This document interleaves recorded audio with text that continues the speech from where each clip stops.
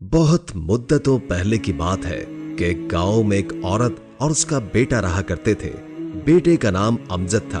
औरत बहुत पाकबाज खातून थी, अल्लाह की बहुत इबादत करती। वो बहुत रहमदिल भी थी। वो अपने बेटे से बेपनाह मोहब्बत करती थी। उसे जानवरों से बहुत लगाव था। जब भी किसी जानवर को मुश्किल में देखती तो फौरन उसकी मदद करती।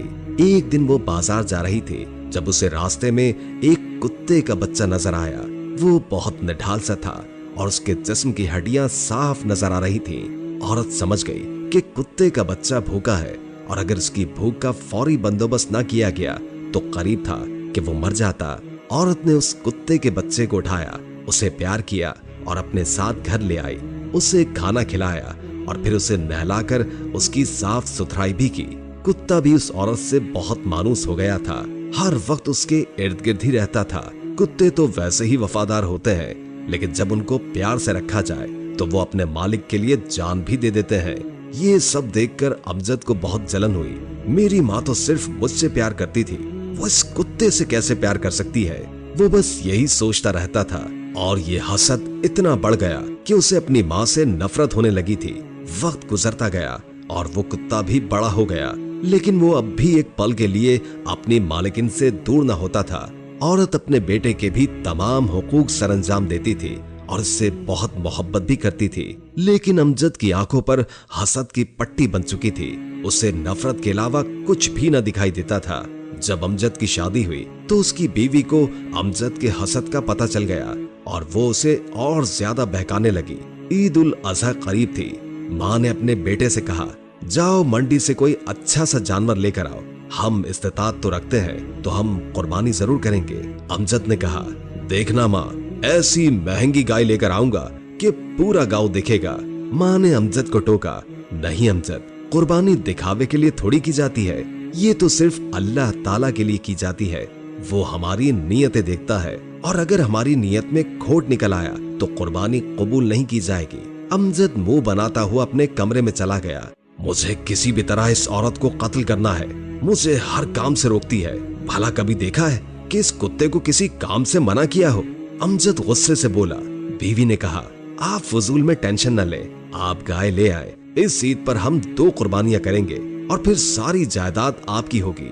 अमजद बीवी की बात समझ गया था। अब माँ को कुर्बान करने का वक्त आ चुका था।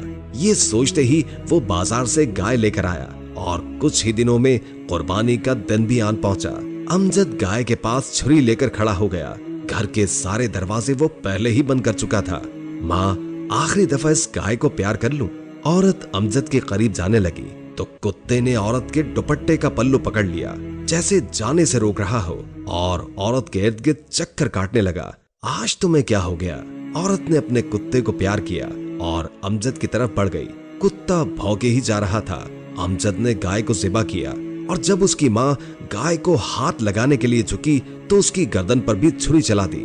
माँ की आंखें हैरानी से फैल गई थी, लेकिन अब किया क्या जा सकता था? वो उधर ही दम तोड़ गई। कुत्ते के भौंकने में शिद्दत आ गई थी।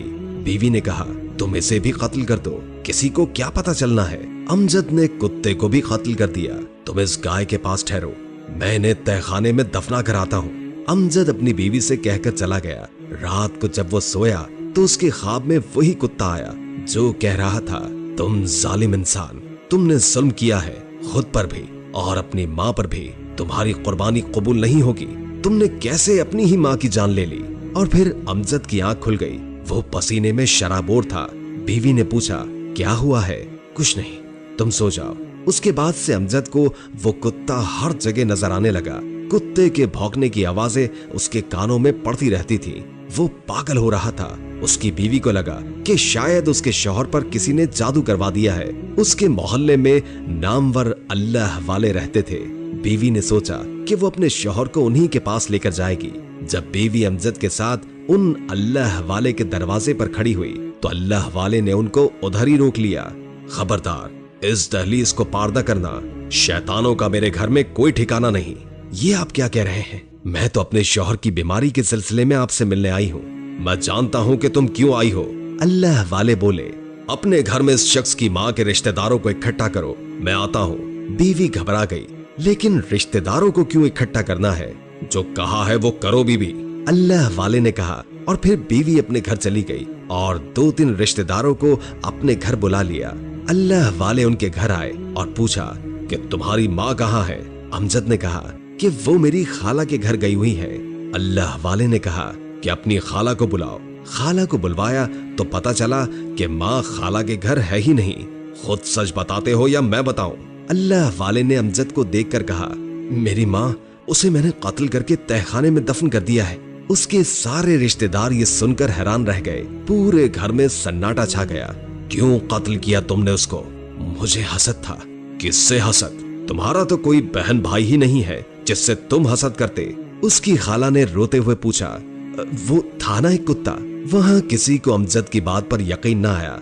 एक कुत्ते से हसद करके कौन अपनी माँ को कत्ल करता है?